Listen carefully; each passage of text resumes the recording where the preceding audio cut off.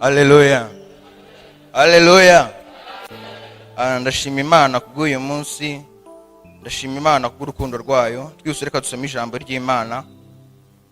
Tugiye gusoma mu Bakorino ba mbere ibice 3 umurongo wa 13. Umurimo w'umuntu wese uzerekanwa urya munsi ni uzamenyekana kuko uzahishuzwa umuriro. Akaba ari nawo kandi uzagerageza umurimo w'umuntu wese. Umurimo w'umuntu wo yubatse kuri urwo rufatiro nugumaho azahabwa ingororano. Bongere dusome mu Baroma 8:17.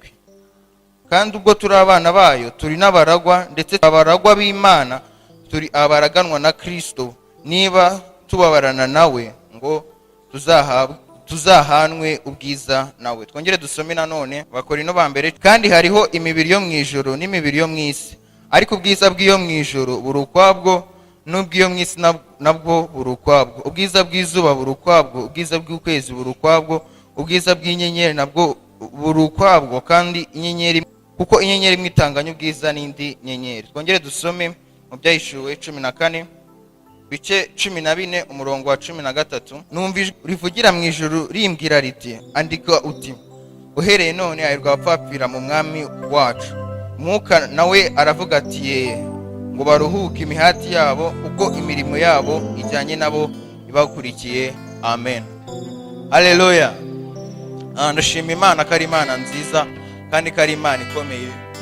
Topic cyangwa se teme y'iri jambo ni ibyiringiro byacu, ibyiringiro by'umukristo cyangwa se iby'umukristo yiringira ku Mana. Kenshi hari igihe tubaho ubuzima tukavuga tukaba abakristo tugakora iby'Imana ishaka, ariko ugasanga tuzi ikibazo kimwe, ntabwo tuzi ibyiringiro byacu, ntabwo tuzi iyo turi kuva cyangwa aho turi kujya, ntabwo turi kumenya ibyo tuzaragwa cyangwa se ntabwo turi kugira umuhate. Ariko ijambo ry'Imana irambwira ngo abo bose bapfuye bakizera, ndetse babiruraga biri kure bakabyishimira, bakavuga ko ari abashyitsi n'abimukira mu isi, bavuga gutyo ngo baberekana yuko bashaka gakondo. Ikintu cyatumye bari bose bandikwa mu ntwari zo kwizera, bari bafite ikintu bahuriyeho, bose bari bafite kwizera Imana, bari bafite kwizera cyangwa se ibyiringiro byo kuzabona igihugu cyiza, cyangwa se ibyo bari bararazwe cyangwa ibyo bari barahawe. Dusomye ijambo ry'Imana riratubwira ngo andika ngo uhereye none ngo hahirwa abapfapfira mu mwami. Umwuka nawe ati, ngo baruhuke imihati yabo, kuko imirimo ijyanye nabo ibaherekeje. Dusubonye dusoma mu Bakorino aranditswe ngo muri icyo gihe, ngo bitwereka neza ko icyo gihe ngo umurimo w'umuntu wese ayishuzwa umuriro. Ngo umurimo w'uwo muntu ngo numara kwishuzwa umuriro, ngo umurimo w'uwo muntu ibyo yubatse kuri urwo fatiro nibishya, ko uwo muntu azabura ingororano, umunyamana ngo azakizwa nk'umukuwe mu muriro. Bishaka kutubwira iki? Umuntu hano ku isi dukora imirimo myinshi, dukorera Imana mu buryo bwinshi cyane bugiye butandukanye, ariko ibyo dukora byose hari igihembo cyangwa se hari icyo tuzaragwa mbese muri make. Pawulo yandikiye Abakorino ababwira ngo ni mwebwe kamba ryanjye. Ikamba risobanura iki? Ikamba, iyo hariho crown haba hariho kingdom, iyo hariho crown haba hariho territory yo gufata. Ijambo ry'Imana irambwira ngo tuzaraganwa na Kristo. Uraganwa na Kristo. Ijambo ry'Imana konyakambira mu Filipi ibice 2 rikambwira neza ngo yabonye ko guhana n'Imana atari ikintu cyo kukundira.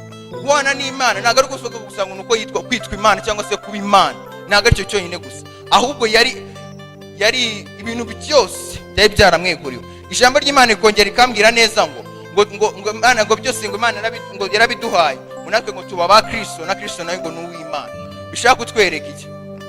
Bishaka kutwereka yuko Imana yaduha ibyo tuzaragwa cyangwa se ibyo duharanira nk'abakristo ari ibintu bikomeye cyane. Ubwiza Imana izayihereza abantu bayo, sinzi ko nabo describe, ariko ubwo bwiza n'ubwiza butigeze bugaragara ku isi yose, kuko ijambo ry'Imana rirambwira ngo ibyo amaso atigeze areba, ibyo ugutwi tutigeze kumva, ibyo ngibyo nibyo Imana izahereza abantu bayo.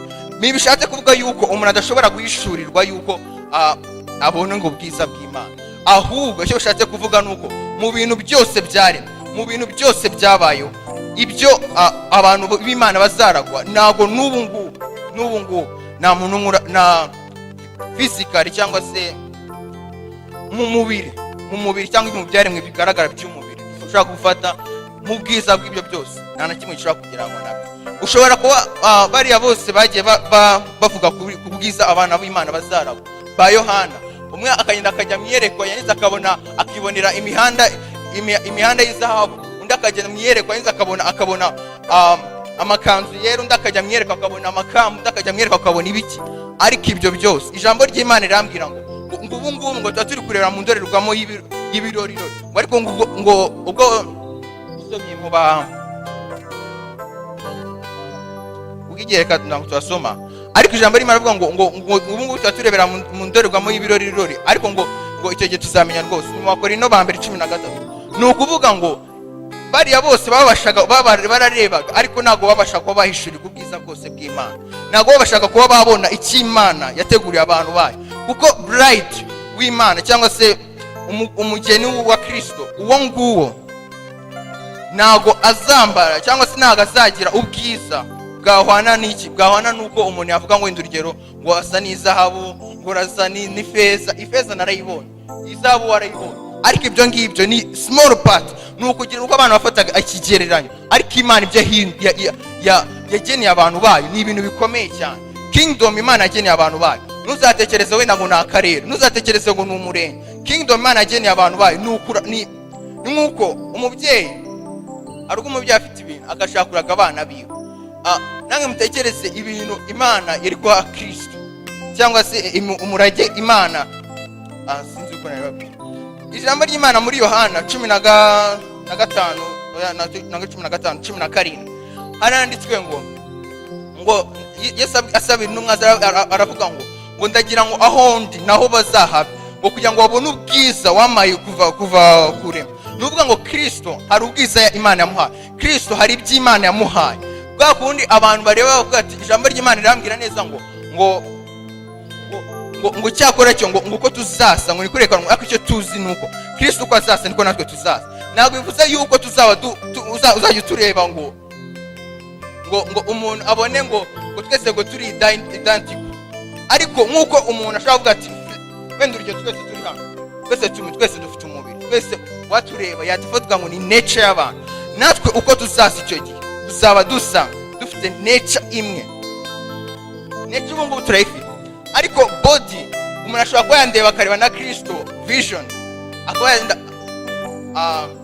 atabona dusa gutya, ariko icyo gihe when you see us tuzaba tumeze uburyo butangaje cyane. Umunsi umwe nibajije akubundi ubwo bwiza tuba duharanira n'ubwiki, ubwo bwiza kubera icyo umuntu atakishima gutyo gusa ngo akore wenda urugero yishimire Imana muhaye hano ku isi. Iby'Imana duhaye hano ku isi ni utuntu duto cyane, kuko ijambo ry'Imana rirambwira ngo ngibyo ngo bihwana n'ibyo umuntu abasha kongora undi mu gutwi, ngo bingana n'ibintu bito cyane umuntu abasha kongora undi mu gutwi. Nawe utekereze, ntabwo wajya kongorera umuntu ngo mubwire igitabo cyose, ntibishoboka. Ibyo wakongorera undi muntu ni ibintu bito cyane, ariko iby'Imana izaduhereza, ikintu Imana izaduhereza ni ikintu gikomeye cyane. Ikindi kintu gikomeye Imana izaduhereza nuko tuzayibona. Ikindi kubona Imana dushobora kuba ukayibona gutyo ubu ngubu mucyo mu mubiri, ushobora kuyibona ariko ntuyibone kuri Imana. Ntabwo iri infinite, nuvuga ngo ubu ngubu ushobora kuba wayibona ukabona agace gato cyane, ariko icyo gihe ntabwo tuzayibona agace gato cyane, tuzayibona. Abamarayika nabo ubwabo baribaza bati aba bantu bameze gute, aba bana b'Imana bameze gute, ibyaremwe byose birareba bavuga ati aba bantu bameze gute, kuko twega turi abantu batangaje cyane. Tugiye gusenga Imana. Imana irakomeye cyane, Imana ifite ubutware bwinshi cyane, Imana irenze uko tuyitekereza, Imana irenze uko tuyivuga. Umuntu yavuga ubwiza bw'Imana abakagereranya avuga ati ni izahabu nimeze gutya, ariko Imana ntabwo ari izahabu, kuko izahabu abantu barayicukura bakayibona bakagenda bakayigurisha. Imana yanjye irenze kuba izahabu, Imana yanjye irenze kuba ikintu icyo ari cyo cyose umuntu yakwibwira, kuko Imana yanjye ifite ubutware, kuko Imana yanjye niyo yaremye izahabu, kandi izahabu ni ikintu gishobora kuba cyakwangirika, kuko izahabu nayo igira decay, ariko twebwe ntabwo tuzagira decay, tuzaba tumeze nk'abantu, tuzaba turi abantu bari body yacu ntabwo izaba iri moto.